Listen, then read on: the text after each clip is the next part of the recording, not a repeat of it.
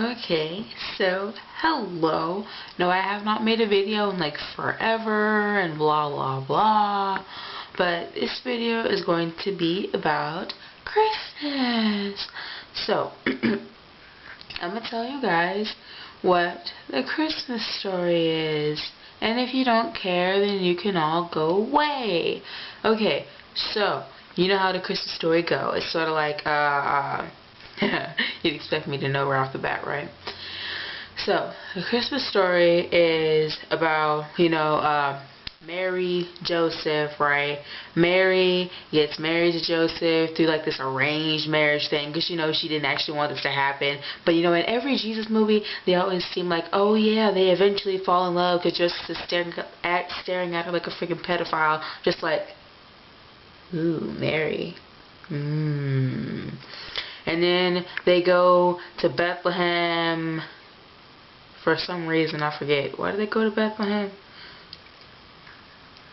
And then they go away because Joseph needs to go do something. They go to Bethlehem. And then, in all the Jesus stories, you always see that, of the nativity stories, you always see that Mary's always, right on the edge of giving birth right when they get to Bethlehem, and Joseph's like, no, please, knock on all the doors in case you didn't know what that was.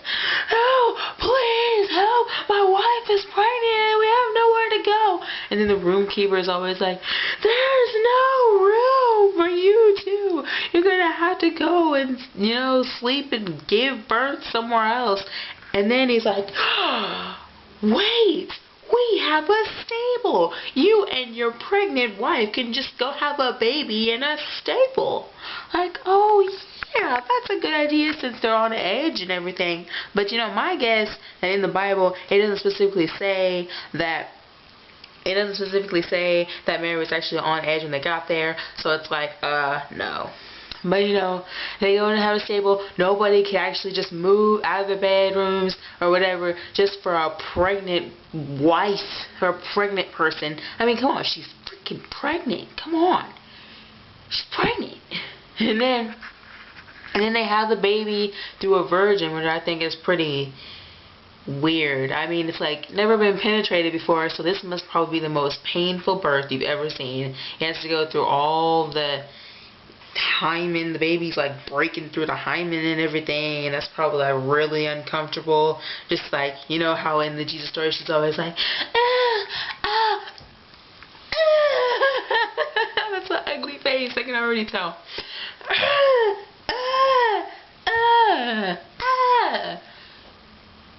But I bet that's not how it went. I bet she was like, they had to like strap her down or something like that. Like I've seen in like Jesus movies where they not strap them down, but it's like they have their arms up and then like they're just like being held up and then they, come out the birth canal, babies. But it's like I bet they actually had to, because she's always leaning back in the nativity scene. She's always like spooning with Joseph, right? She's spooning and then she's giving, no way she could be spooning Joseph, because no, she's like laying down and then like she's just like, like, oh yeah, I'm ready to give birth now. And then Joseph's on the other end and then they pull out this baby and then it's like, oh, so beautiful.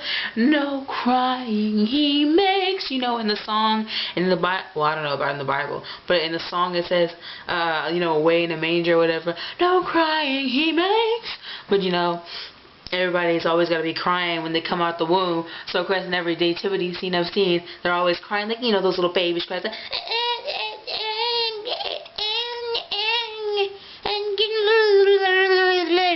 those little baby noises that annoy the heck out of me. No, I love babies.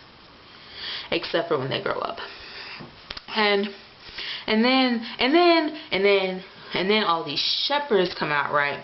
These shepherds come out, and then these wise men come out, and then they bring gold, frankincense, and myrrh. Gold, frankincense, and myrrh. How long am I? I don't know, because like, oh, 4 minutes. I'm good. They bring gold, frankincense, and myrrh. Okay. The Bible does not specifically say that there are 3 wise men, okay? It doesn't say that. It just says that there were wise men. It doesn't specifically say how many. It doesn't say how many shepherds either. And it also says in the Bible that there were like everybody came out to see this baby because this gigantic star up ahead is like shining down on this baby because he's the son of God, you know.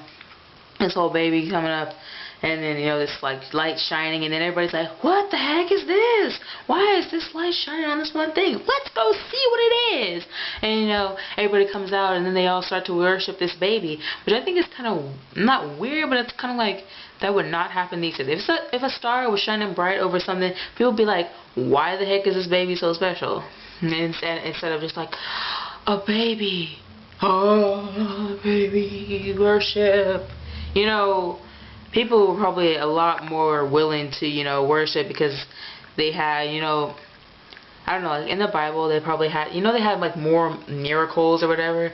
Like, you know, people report miracles like in this day, but it's like, you know, they're not as drastic as the ones that they that you read about in the Bible, you know.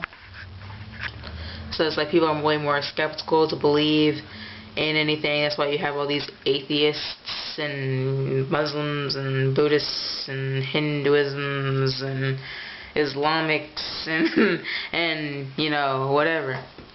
They all believe it. One thing I always found interesting was that all religions, well, I don't know about all, but most religions all have Jesus in them. I don't know. Look that up. Look that up. Almost all religions have Jesus in them. Like, he's a prophet, and, you know, most of them say that he's a prophet. Like, even in my history textbook, it says, there was a prophet named Jesus who came and spread the word about how to be a good person. I'm like, wow, I don't believe that he just came to spread the good news. I mean, because if he has a giant star, I mean, there weren't shining stars for all the prophets, so it's like, this guy's got to be kind of different, don't you think? I don't know. Maybe you don't believe in the Bible. You do you. It's like I really can't help. I can't help you. I do what I can, you know. But it's like, yeah. And then in the end, after all these people have come to see Mary's baby, and they're all just worshiping him, and Mary's just treasuring all this happenings in her heart, and then that's the end of the story. She's treasuring all this. What about everybody else? Everybody else can't treasure nothing in their hearts. It's got to be just Mary. Joseph can't treasure the stuff in his heart. They only mark down Mary. Only Mary treasures the stuff in her heart. Dude, I understand, like, you just had a baby out of your unbroken hymen vagina. Yes, I get it. I get it. I get it. But it's like, why can't anybody else take this in? I don't know. I don't know. I don't know. Anyway, that's my interpretation of the Jesus story. If you don't believe it, fine, whatever. Do I believe it? Yeah, sure, of course. You know, raised that way. But it's like, you know, if you believe in old St. Nicholas and all that, you do you, my friend. You do